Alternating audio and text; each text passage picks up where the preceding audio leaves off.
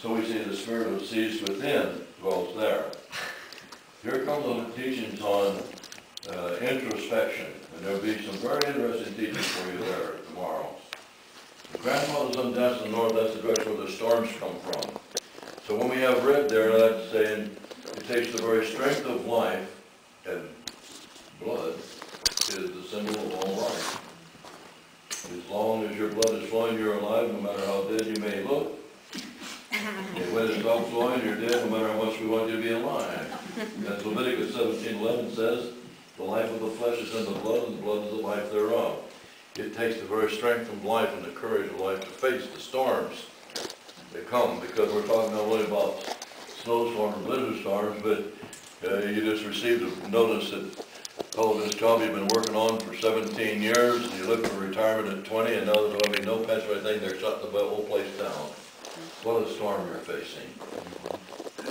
But then sometimes, those I said, put white in the north and red in the south, and the white in the north they can be for the snows, or for the white hairs of the elders. Oh, because there's something else I will share. Oh, I didn't say that. The first thing I'll start with tomorrow morning, I'll give you some of the teachings of the East, individual teachings, some teachings later of the West, or South, then the West, and then the North.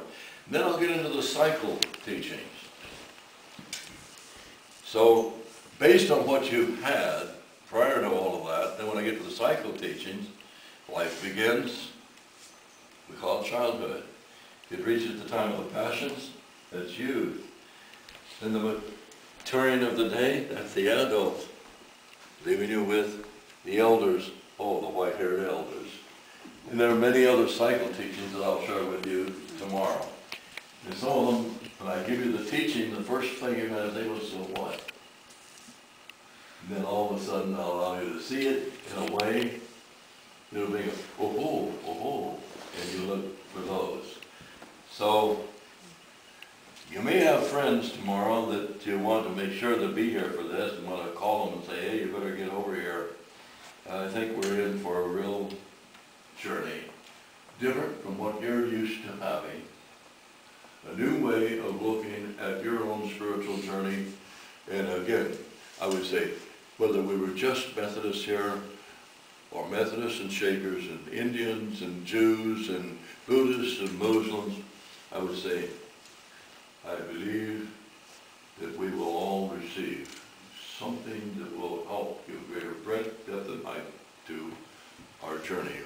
How am I doing on our time? How much time? You're doing great. We have 20 minutes. Oh, good, good.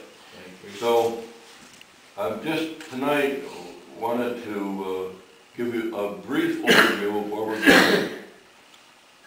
And I'd like to throw it open now to open forum time. Question, comments. Any comments you'd like to make or any questions you'd like to ask?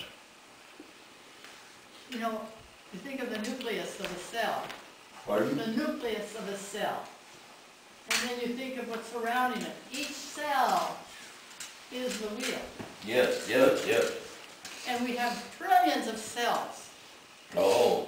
Okay? So that's what I see. Oh, beautiful. Each cell. In fact, you can go from the cell right on down to the idea of the atom. Yeah, that's the first thing that came to me. Yeah. That seem pretty solid to you? Mm-hmm. Yeah.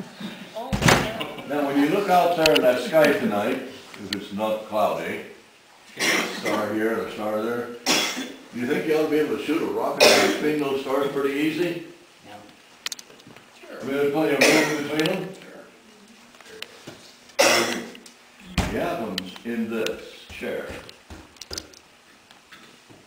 are like that universe, like our galaxy. They're all forming in here. Cells. Each is a solid wheel. But they're so small that it looks solid, and yet between each one, on that kind of a measurement, there are all kinds of open space between them.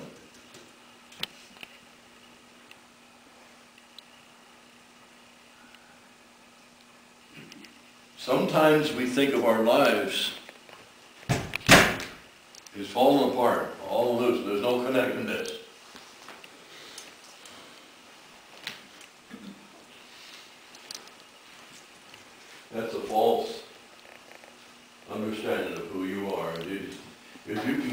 your center and get centered.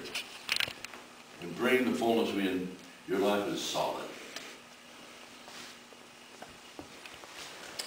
Questions? Comments? The world is out of balance.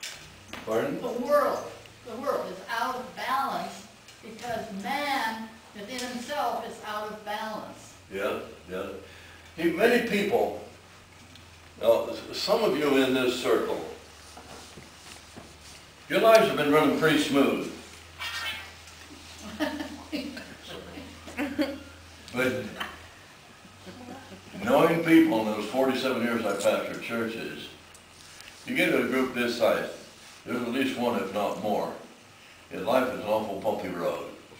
It just seems like one stumbling stone after another in front of you, or one pit hole after another in front of you, and the wheel of your life is all out of balance. Getting too many chuck holes. If you learn the teachings of this wheel, this Indian wheel, the Indian teachings, and you practice them, you bring your life into balance, and life wouldn't be like a path filled with stones and chuck holes. It'd be like a smooth freeway. Bring in the wheel of your mind into balance.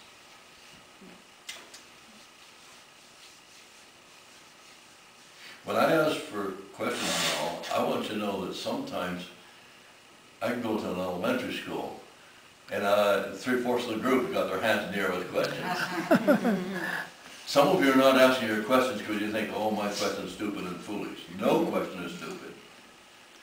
Probably the question you're wanting to ask, there are others wanting to ask it, and they're not asking for the same reason you're not. But when you ask it, they think, oh, I wanted to ask that, I'm glad I'm getting that. So. I figure my question will be answered tomorrow. I want to hear these in, but they're not working very well for me here these days. I figure my question will be tomorrow. But why are, in this inside circle, why are some of the animals on the outside too? Why are some of the animals what? On the inside and the outside circles. No, speaking of these in the inner circle as these out here, yeah, in the outer circle? Yeah, like there's a cougar here, there's a cougar there, there's a bird there. Okay. Why some That's a good question. How many of you noticed that? Out of these 7 stones in the inner circle, or 7 animals, 4 of them, raven, bear, cougar, and hawk, that are on the outer circle are also in the inner circle, but 3 of them are not.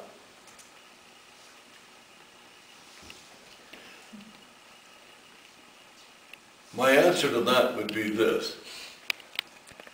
Since you are all members of this church and you follow the teachings of the Bible, your Bible says that us make man in our image. But then you think of God as being infinite and you as being finite. So there's some little differences. That's the other 3. They're in the God wheel and not out here. And yet they are yours, but there's what I see as a difference. It may not be the way that in our Indian teaching, if I would teach this to my own Indian people, but when I'm coming to you as Christian people and saying, okay, on the basis of your scriptures and all this, the way I see why there are 4 of them there that are the same and 3 that are not. When it comes to speaking of God as infinite and we as being finite, I've had times that I've been in a church. How many of you people believe you can give me a good definition of God? Before you raise your hand, because if I don't say that, a bunch of them are going to raise their hand. Before you raise your hand,